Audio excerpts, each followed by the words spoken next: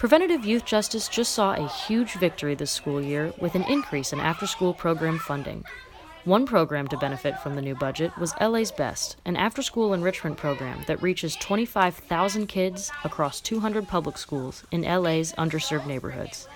Since Prop 49 brought more funding for after-school programs, LA's Best has worked on a state budget of $7.50 per kid per day. But that was in 2002. And even though inflation went up 20% and minimum wages increased in the meantime, the funding stayed flat. Founder and CEO Eric Gurna says LA's Best was using funds just to keep the doors open and the lights on. We raised our voices loud and clear and said these programs are crucial to working families. They're crucial to kids who are growing up in economically distressed neighborhoods, just so they get the fair sorts of resources that middle class and wealthier kids get in terms of academic support, participation in sports and arts and so many other things. And after 3 years of fighting, Governor Brown set aside another $50 million from the general budget, adding another 70 cents per kid per day.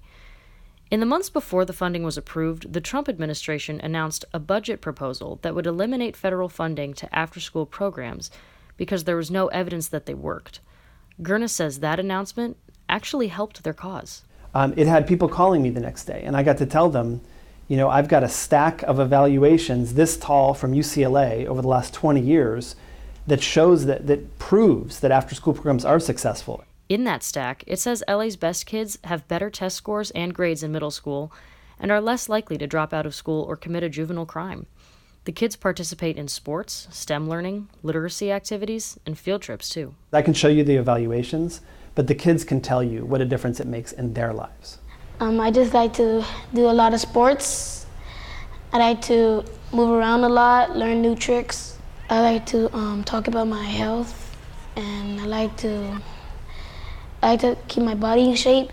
We go to the science center, the music center, the aquarium. Carlos Gonzalez is an alum who came back to work as a staff member. He stepped away from coaching ultimate frisbee to explain that it was in these very classrooms that he discovered his love for science.